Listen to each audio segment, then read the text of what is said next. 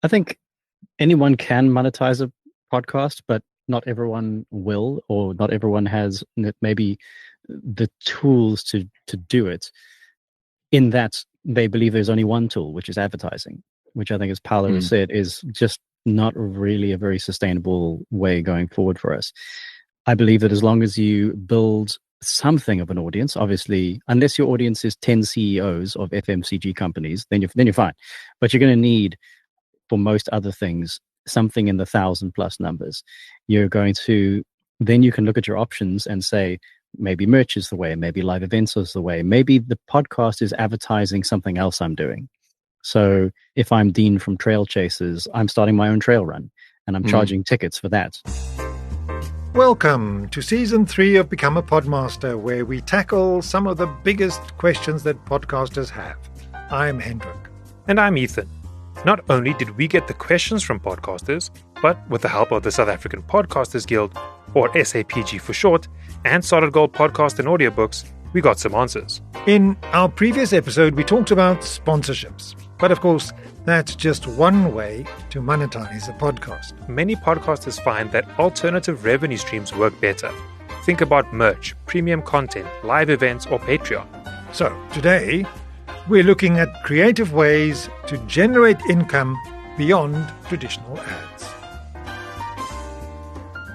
Our goal with this podcast is to help podcasters old and new navigate the evolving landscape of podcasting with expert insights and practical advice. And the question today is, how can podcasters monetize their content beyond traditional sponsorships?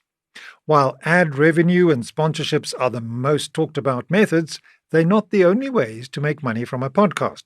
In fact, many successful podcasters rely on alternative revenue streams that are often more sustainable in the long run. And we've seen this play out globally. Take The Lost Podcast on the Left. They built a thriving business, not just through sponsorships, but also by selling exclusive merchandise, live event tickets, and premium content. Their audience isn't just listening, they're actively supporting the show. Another great example is Patreon. Shows like the Minimalists podcast have built a community of dedicated listeners who pay monthly for bonus content, early access, and behind-the-scenes episodes. But is Patreon a viable income model for all podcasters? That's a big question. Patreon works best for podcasters with strong listener loyalty. Those who create content that people find valuable enough to pay for. It's not just about asking for donations. It's about offering exclusive perks that make listeners feel like they're part of something special. And then there's merchandise, selling branded t-shirts, mugs, or even custom products related to your podcast theme. If your audience is engaged, they'll want to support you in ways beyond just listening. We've seen podcasters turn their expertise into coaching, consulting, and even paid speaking engagements. If you've built credibility through your podcast, brands and event organizers may see you as an authority in your space. And that can lead to high-paying opportunities outside of podcasting itself. But of course, there are pitfalls to avoid. Some podcasters rush into monetization without testing what their audience actually wants. Selling merch that no one buys, launching a Patreon without a strong value proposition, or spreading efforts too thin can all lead to frustration and wasted resources. So today we're breaking down the most effective non-sponsorship monetization strategies, sharing success stories, and helping you decide which methods are right for your podcast. And as always, if you want even more insights, visit our website, bear.media, for the resources you need to help grow your podcast. Before we dive deeper, a quick shout out to our Podmaster Startup Program, helping new podcasters launch with confidence. Check out our website, baird.media, for more details. And we're still on the topic of making money with a podcast. When I sat down with Gavin and Shannon of Solid Gold Podcasts and Audiobooks, I had this question for them. Let's talk about other ways of making money, merchandise, workshops, premium content, Patreon, all those sort of things. I mean, it would be no use starting a podcast, printing 1,000 T-shirts, which then hang in your garage, and it's also got something to do with later on, isn't it? Yeah. Hard to That was a argue. good answer. Okay. Next question. So here, I don't know how old you have to be to remember when you couldn't skip ads on DSTV. You know, you watched DSTV and you ran to the bathroom during ad breaks. And then the PVR came out, which meant you could, at the start of an episode of Friends, pause and do your stuff and then release pause, which gave you the ability to skip ads when you got to them because you had cached it. When you're in a world where you can skip the ads, I'm not convinced you should build a business on selling ads that people can skip. It's working right now because there isn't really a viable alternative. But I unashamedly skip the first 10 minutes of every Tim Ferriss podcast because it's 10 minutes of ads that I just don't want to listen to. Same with Lex Friedman. There's a whole bunch of them that can't be a viable business model. It can't be. You can't be building this business on selling ads to advertisers to reach an audience who is skipping all the ads. So it's working right now because there isn't an alternative. So what's the alternative? And just follow me on a train of thought. Do you have Netflix? Sometimes. How much do you pay for Netflix a month? Call it 100 Rand a month. What's the value of the content you get access to the minute your subscription is enabled? I'm going to throw out a number there like $100 billion. Look, yeah. I mean, if you go to a movie, it's 150 Rand or whatever to stay Kiniko. So I get 10,000 movies. So it's just a huge amount of value I can. So for 100 Rand, you're getting access to billions of rands worth of content. Yeah. Okay. If you're asking me to pay to listen to your podcast, how much are you asking me for? 1 Rand? 5 Rand? Okay. At 100 Rand, I get billions of rands worth of content. So if I'm going to give you 1 Rand for your podcast, I should get millions of rands of value. And I don't think I am getting millions of rand. And it's very hard to process a microtransaction for 1 Rand. The cost of the transaction, the cost of the admin and all that stuff. So if you're asking people to pay based on value equivalence, you're dead in the water. Netflix, all of those just kill you completely. So asking people to subscribe, really, really hard. Asking people to donate when they feel like it, even harder to do. So Ali Ward integrates her Patreon audience. There are some clever podcasts where if you're a Patreon supporter, you get to ask questions that he answers. There's a particular podcast I'm thinking of. Ali does it in Ologies. Thank you to my donors who did this. So it's a reward system, but it's voluntary. You know, if she suddenly said you can't listen unless you're a subscriber, all the people who are listening now saying, "Oh, let me check out Ologies," don't get to before committing to pay. And the model doesn't work that way. You want them to try it and then buy it. But asking people to listen free and then ramp up and give you some money, what I'm saying is we haven't yet solved this problem. Podcasting hasn't solved this problem. Some of your bigger podcasts are solving it by using YouTube. And essentially then they haven't solved it. It's not their audience. It's really YouTube's audience. And you've asked YouTube to help you collect the revenue. So you're not really in control of that audience. It's not your audience. You might think it is, but it's not. They can take that audience away from you. Same thing we talked about earlier about social media. It's not your platform. It's not your platform. It's not your audience. Twitter's going to shit and gone as your 5 million followers there. Yeah. I mean, we saw that with Trump when he was a sitting president when Twitter banned him and he lost access to 55 million people. They weren't his 55 million people. They were Twitter's 55 million people. So you need to be building a mailing list. And a website for your podcast. I mean, you need to have your own property somewhere. Yes, so that you can communicate with your.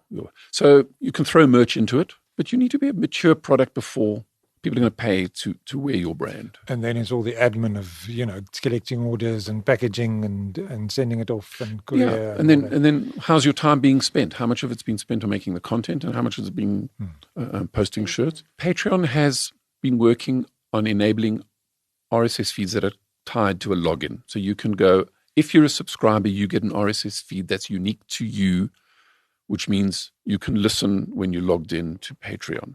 And you can't share that RSS feed with somebody else. They're unable to listen to it because RSS feed is by definition open.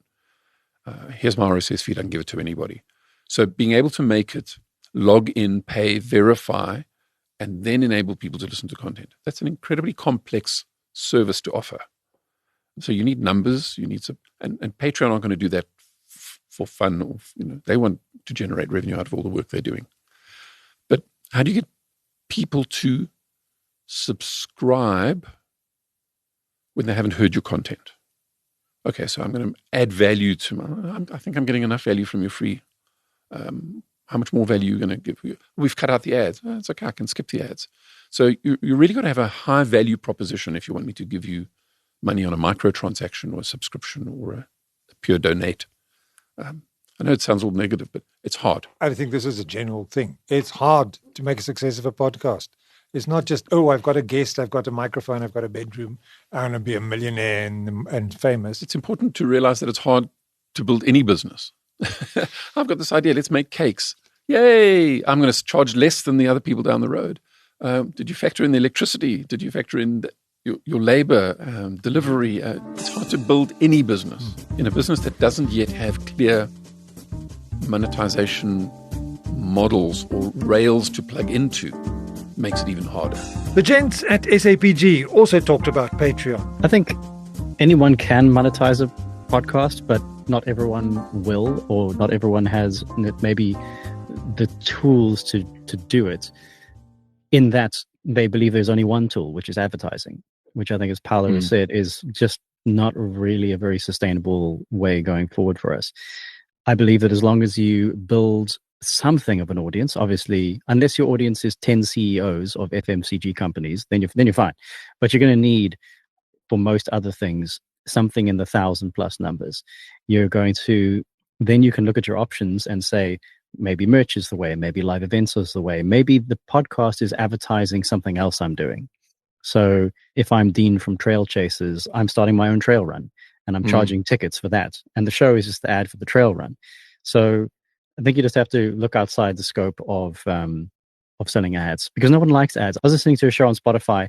The show had baked in ads, and I'm paying for Spotify, which is insane. So why am I paying for an app and then I listen to ads anyway? So I think there's a lot of enmity from me, certainly, and I'm sure from other people too. Or let's say to a podcaster that asked that, I say, firstly, if that's your only reason for doing it, I think you're doing it for the wrong reason. If that's a benefit down the line, that's great. I think people who are selling a skill outside of, like you say, if your podcast is your ad for something else I do, for a service I have, for a business I have, for an expertise, that's great, because then your podcast is your ad. Your podcast is your business card. And I think for more and more people should think of it that way. The other thing is your podcast could be a great way for you to access things. We got a member in the SAPG, a celeb savant. He goes to every single concert and event in Joburg for free. He got another great sponsorship deal as well. If you look at his Instagram, you'll see, I don't want to say it on here, but celeb savant on Instagram, go look. He got another crazy sponsorship. Anyway, but go look at that for yourself. But if you have to take into the price of VIP tickets and what he gets weekly, he's getting thousands of rands in comps because he loves it and he loves going to events. So that's great for him because he's deriving some benefit out of it and he's getting that authority that he must be the guy. So that's great. It positions him in a certain way. Use it to sell an event. That's an even better way. And once you get into this thing, I don't think we're going to get into scale on promo codes, on discount codes, on Manscaped and all that stuff. I really cannot see somebody plonking a lot of money into podcasts in South Africa and say, go do this. We just won't get that scale. But if you're going to have the conversation with a sponsor, be careful what you ask for, because it might be nice in the beginning. They will want something in the end, and you're going to compromise yourself. So just be sure if you're going to go into that space that you're ready, because you're selling yourself now, and that literally does come at a price. So just be ready. You're going to do that, and maybe prepare a vehicle that allows you to do it in a way that keeps yourself, your content. I think it goes to the thing. You use the book analogy, and it's the first time I'm putting this out in the wild. You don't read a book and at the end of chapter 2, there's a double-page spread, right? It's not that sort of medium. Okay, people get upset if there's a double-page spread in the middle of their book. It's not that medium, but you can go on a book tour. You can do something else. So I think I like the book analogy for that reason. I think the danger is looking to the more developed markets like America and going, hey, let's do that. America is hyper capitalist. They will put an ad on anything, right? So we don't necessarily have to go down that road. When it comes to can amateurs monetize their shows, I think they can ask for feedback from other guild members, from some of the more senior people about the sellability of their show, and we'll try and be honest about it. But I will say that if you run a good show, if you can produce a good show, then you might even have a better opportunity to look around at who you know, who's in your network, what brands you know, and make a show for them. Everyone can create a branded show if their part of it is production and understanding podcasting. I mean, I make branded podcasts and I don't want 1,000 competitors, but I do sometimes feel like trying to shoehorn a show that is maybe not fiscally viable is harder than just going, okay, well, what is fiscally viable and who do I know that I can make a show for? And, that is an alternative. That is indeed my next question. I mean, we're talking about podcasters building up their own shows and then trying to make money off it. But there is the other side of the coin, with people like ourselves. We look for clients who want to produce podcasts, but don't want to go into the whole thing and just want to throw a lot of money at me going, please do it for me and get me an end result. Do you think existing podcasters who've had some measure of success should consider that kind of approach, or should they just stick with what they know? So you're saying making podcasts for other people and brands based on what you know? Yeah, certainly from my experience, like my podcast has nothing to do with the work that I do. I mean, that 80 show.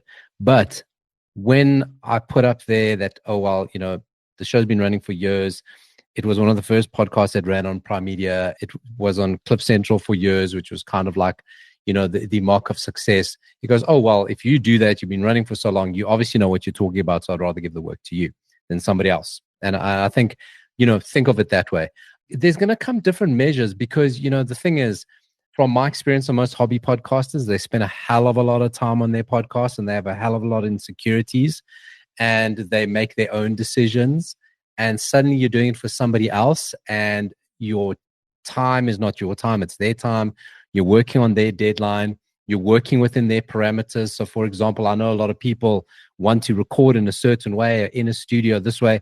Your client's not doing it and they're recording on their phone and they're doing it this way. And suddenly the quality of what you can do gets compromised and there's frustration and they get frustrated with you. So I think it's tricky. And then I find that is highly commoditized. I see rates of people offering video podcasts, fully shot, produced, 3-camera for like, how do you pay rent? Like, you're just doing it to undercut people. So I think it's just becoming a space where people they've got this equipment, they need to use it because a partner is shouting at them because you spend so much money on camera equipment, and they go, well, let me make it for somebody else. But all the things that you enjoy about your own podcast, you're now going to hate making it for somebody else, and guaranteed, because I have that experience. This episode of Become a Podmaster is brought to you by Baird Media in association with the South African Podcasters Guild, a community built by podcasters for podcasters. Whether you're just starting out or a seasoned creator, the SAPG connects you with industry experts, exclusive resources, and a network of like-minded podcasters who are passionate about growing the medium in South Africa. Get insider tips, collaborative opportunities, and access to discounted studio time. Plus, be part of shaping the future of podcasting in South Africa. Join the South African Podcasters Guild today at sapg.co.za and take your podcasting journey to the next level. So, what did we learn today, Ethan? We learned that monetization isn't just about sponsorships. There are plenty of creative ways to generate revenue from a podcast. Merchandise, premium content, coaching, and live events are just a few of the many options podcasters can explore. Patreon and other subscription models work well for podcasters who offer consistent, high-value, exclusive content, but they require strong listener loyalty to succeed. And it's not just about direct monetization. Podcasting can be a business card. It can help you land speaking gigs, consulting work, or even brand collaborations that go beyond ad placements. But the key takeaway is that you need to understand your audience. Selling merch no one buys, launching a Patreon without a compelling reason, or spreading yourself too thin can waste time and resources. The most successful podcasters find a monetization method that fits their content, audience, and strengths, and they adapt as they grow.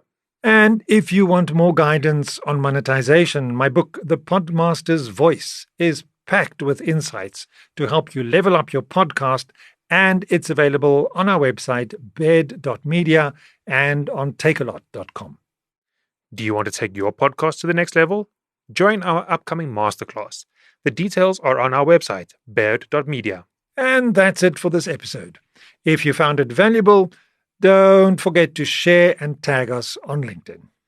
In our next episode. Audio quality is fairly important, I suppose, in a podcast, especially if you're a purist and there's no video because in video podcasting situations, a lot of the time you can kind of get away with your content, especially your audio, not being as good because you're relying on the video and the audios to kind of cover your bases a little bit. But maybe I've been in the industry for too long, but it is not hard to produce good audio. It's really easy. Find a good quiet room that doesn't sound hollow and empty. A couple of cushions, a carpet, some curtains hanging in it. Nicole was a perfect example of still potentially using her cardboard box. You don't need a huge fancy setup to create good quality audio.